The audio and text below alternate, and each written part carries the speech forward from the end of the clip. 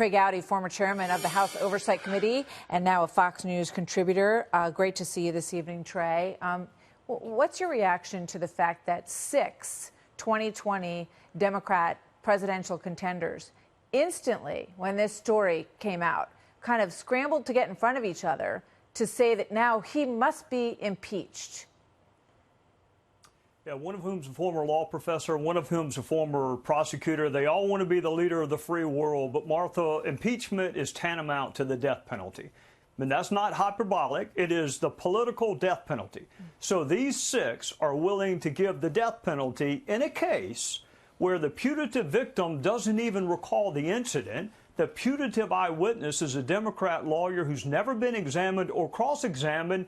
And if he is a D.C. lawyer, why didn't he bring it up when Brett Kavanaugh was up for the D.C. Court of Appeals? That's a really important court. So why should the people that appear before him be victimized by him on the D.C. Court of Appeals? He didn't say a word. Why not bring it up then? So those facts, no victim, an eyewitness, no one has corroborated, no one's examined or cross-examined, and failed to bring it up when he had an opportunity in the past. 6 Democrats are willing to give the death penalty for that. Yeah, I mean, and I think about the responsibility that the New York Times had in this story, which, as I said, sent 6 of these candidates, into this impeachment sort of, fury. You have Kamala Harris, Elizabeth Warren, Bernie Sanders, Beto O'Rourke, Cory Booker, Julian Castro, all announcing on Sunday that he must be impeached. And I think about the New York Times headline, which sort of sent them in this direction, which really should have said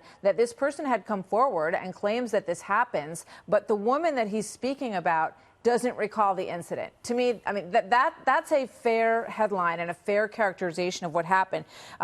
Others on the Hill are, speaking out about this. This is Mitch McConnell, Trey, speaking today. I'd like to get your reaction to what he says here.